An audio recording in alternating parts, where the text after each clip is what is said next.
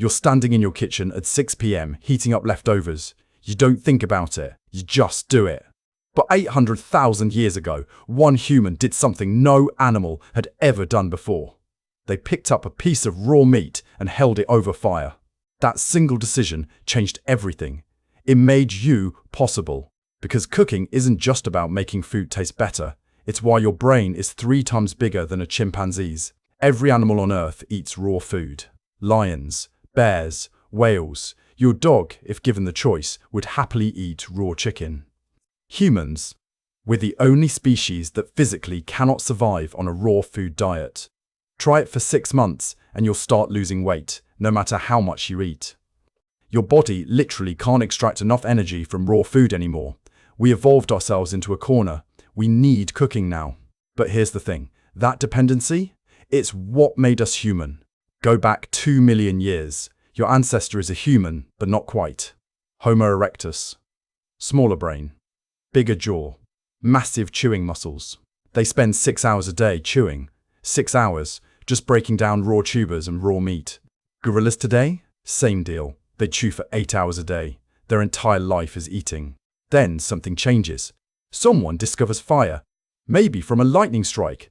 Maybe from a wildfire. And some human, somewhere, picks up meat from an animal killed in that fire. Takes a bite. It's softer, easier to chew, and something else. They feel more energized, fuller, stronger. Because here's what heat does. It breaks down proteins, kills bacteria, pre-digests the food before it even reaches your stomach. Raw steak, your body can extract maybe 50% of the protein. Cooked steak, 95%. Suddenly you're getting twice the calories from the same amount of food. And you only need to chew for 1 hour instead of 6. Think about what that means. You just freed up 5 hours of your day. Your ancestors used that time to make tools, to plan hunts, to develop language. But the real change? It happened inside your skull. Your brain uses 20% of your daily calories.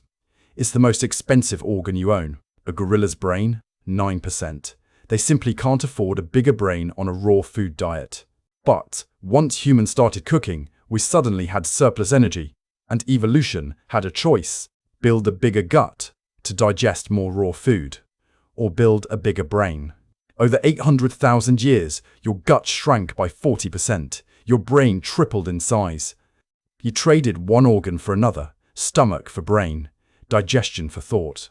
And that bigger brain, it let you do something extraordinary. You learned to control fire. Not just use fire when you found it, but make it.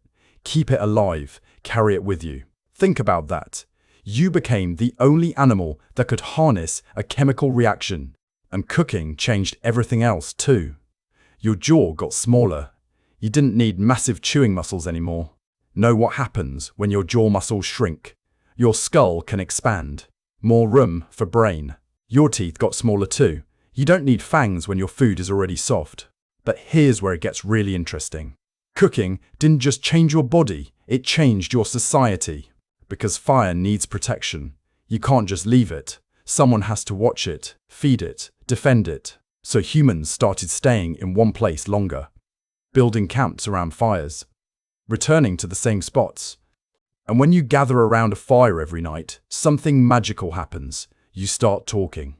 Chimpanzees don't do this. They eat separately, alone, everyone for themselves. Humans, we made dinner a social event. We shared food, told stories, planned tomorrow. The hearth became the center of human life. Still is. You call it the kitchen now. And cooking created something else. A division of labor. Someone had to hunt. Someone had to cook. Someone had to watch the fire. You became dependent on each other. Not just for protection, but for your next meal.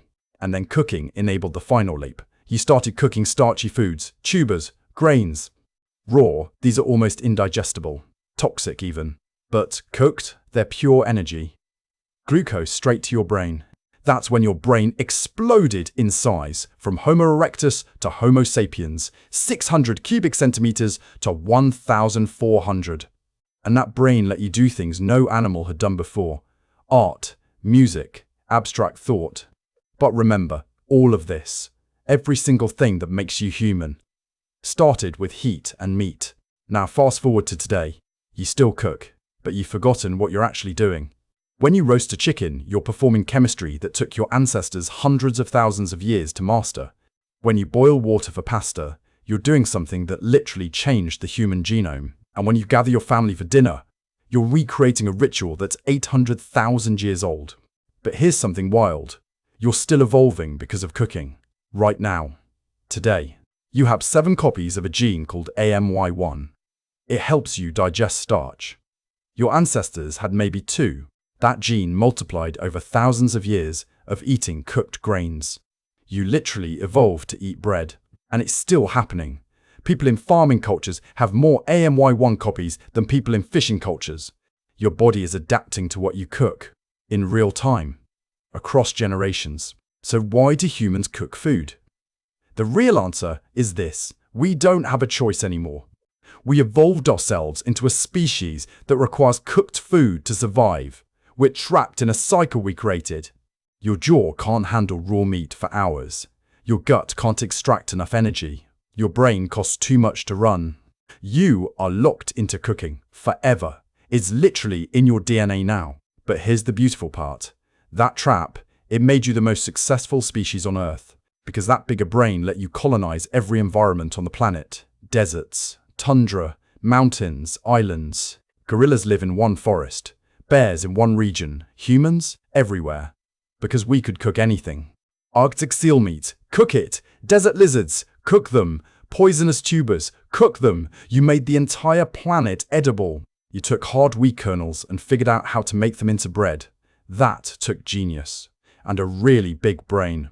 You figured out that controlled rot makes cheese. That sugar and heat makes caramel.